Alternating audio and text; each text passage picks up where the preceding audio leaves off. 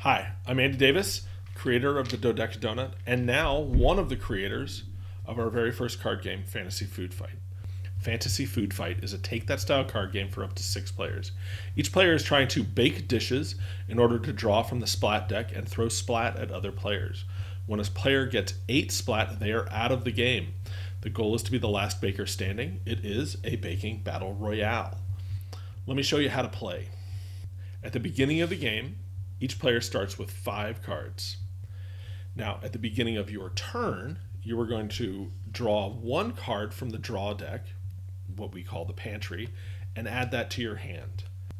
Now, at that point, you can do one of 4 actions. So the first action, you look at your hand, there's nothing really happening there that you like, nothing that you can do. You can always restock and take another card and put that in your hand. Now, the maximum hand size is 7, so if you go over, you'll need to discard back down to 7 whenever that might happen. The second thing you can do is you can go dumpster diving.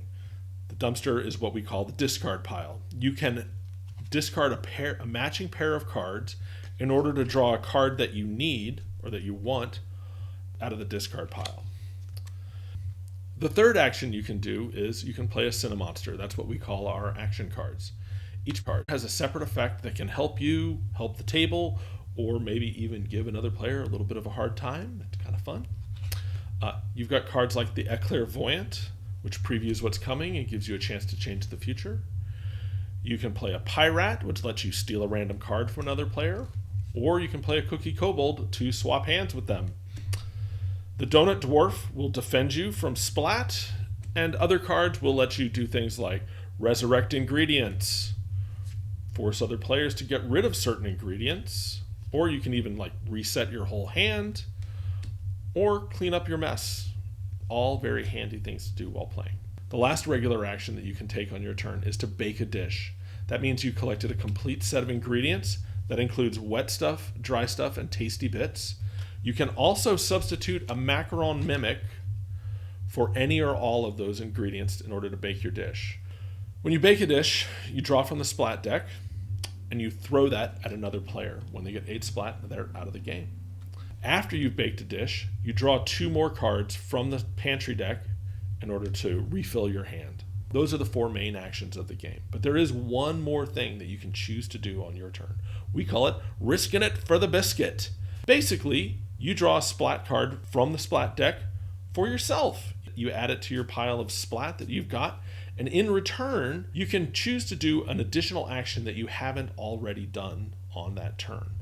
So what does that look like? Let's say on your turn, you play an Eclairvoyant. Now, the Eclairvoyant, you're rooting through the top of the pantry, you come across and are able to recover a macaron mimic.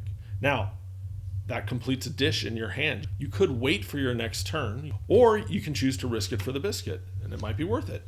So in this case, you say, yeah, let's go for it. And you draw from the splat deck for yourself first. You get 1. That's pretty good. You bake your dish, and now you get to throw splat at another player. You throw 3. That worked out. You're good. But it could just as easily have gone the other way, and you'd be behind. You're risking it for the biscuit. Splat cards range from 0 to 4. The majority of the cards are 2s and 3s. And while you can get very lucky, by the time you have 2 or 3 splat cards in front of you, the odds of risking it for the biscuit become pretty sketchy. That is pretty much it. The player who cooked most recently goes first. When you have no more cards in your pantry, take the dumpster, shuffle them back up, they become the pantry. You just keep recycling that as long as the game goes. When you get down to just 2 bakers, the Donut Dwarves stop working, and so you want to use them for something else, like to go dumpster diving or that sort of thing. That should give you an idea of how the game works. Now all you got to do is get out there and start baking and win that baking battle royale. Thanks very much.